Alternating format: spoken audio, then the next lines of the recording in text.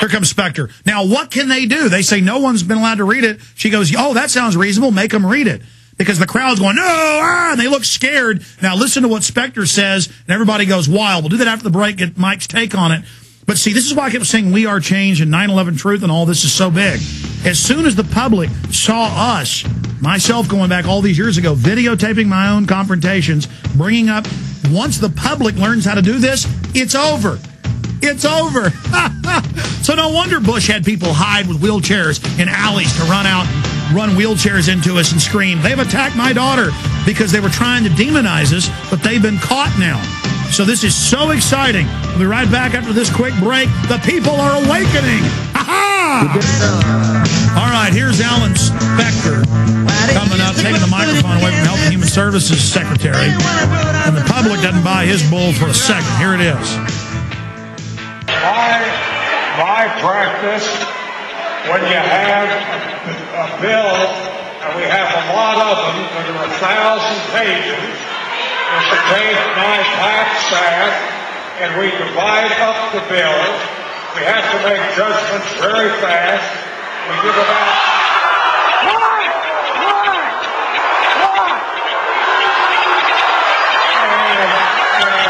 And every bill is read thoroughly and understood by me before I vote.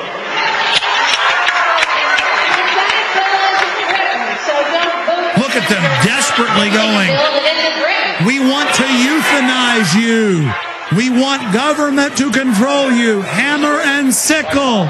Foreign bankers rule us. Let us rape you more. No. Now, they're now saying that was staged. This giant auditorium, vast majority booing them. It's all staged. Now, do you have the Cornyn being booed? First, let's get Mike's take on this. Mike, I mean, this is actually starting to even freak me out. I mean, the public is just, I guess once the facade drops, it really drops. I don't think all their Northcom bullying is going to work. What do you say?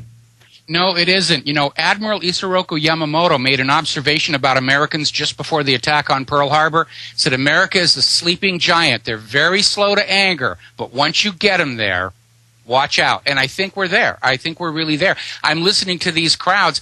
I have never heard anything like this in my entire lifetime. I think this is definitely the start of the final stage of this government. And again, it's not one policy. It's not one individual. I know Mr. Magic Bullet is up there and they're fed up with his lies. They're just disaffected with the system as a whole. And they're looking at how badly the government has mismanaged everything. I mean, they've already run out of money on the cash for clunkers, and they want to take over health care. And the bottom line is what we wanted for health care was to stop spending money on war and spend that money on Americans. What Obama's plan is, we're still going to pay 50% of everything we make to support the war machine and pay more for health care. That's the deal we have right now. And the money to the bankers, $23.7 trillion. People now found out the Fed paid banks not to loan to us to keep the economy depressed so they could consolidate. I mean, man, folks, this is dangerous. I mean, this is serious. And the police are delusional and arrogant. The government is, and they think they've got us. And let me tell you, it is going to be one hell of a collision. Let's go ahead and play this clip of Cornyn. See, the media is making it only Democrats getting booed because they want to make it look like the party in power. No, it's everybody getting booed. This is Cornyn coming to a Tea Party he basically organized trying to hijack it. Now, again, this is the libertarians, liberals, and conservatives saying, no, we don't like you, Cornyn. Same thing happened to Rick Perry. Here it is. The voice of liberty in the land. As the senator was trying to speak, many were calling him a traitor. Cornyn was the only senator who did not vote on the stimulus plan. He had previously announced that he will be taking a stand against what he thinks is wasteful spending and unprecedented government growth. The senator even had a few words about Governor Sarah Palin's recent resignation announcement. It's a little hard to know what to make of it. It could be a very shrewd move to allow her to prepare for the 2000. That was the media spinning it. They were booing him over the Trans-Texas corridor. I think they tried to imply because he didn't vote for the stimulus, they were mad. Like all these libertarians, we want more government. I mean, boy, I tell you, the media. Mike Rivero, your take on this.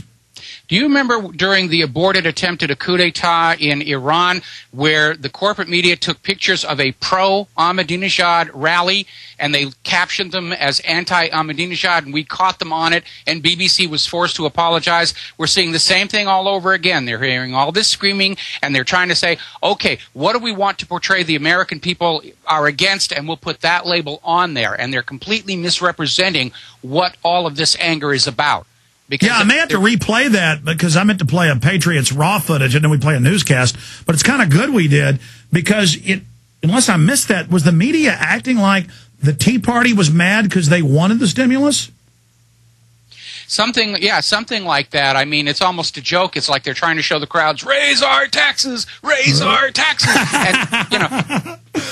Hey, listen to this. One time I've been burning UN flags all week long at different events. It was getting on the news, and a local Democrat shows up, burns an American flag, and they put it on the news with close shots that it was me burning the American flag when I was burning a UN flag. I mean, that's how deceptive these guys are. Stay there, Mike. I want to get into the other issue of police framing people and take phone calls on a host of issues like the CPS wants cameras in everybody's homes, period. You got a baby? We're going to watch you with a camera. It's George Orwell on steroids. It's all coming up straight ahead. And Rob Dew's got the name of that TV station that banned the Obama deception.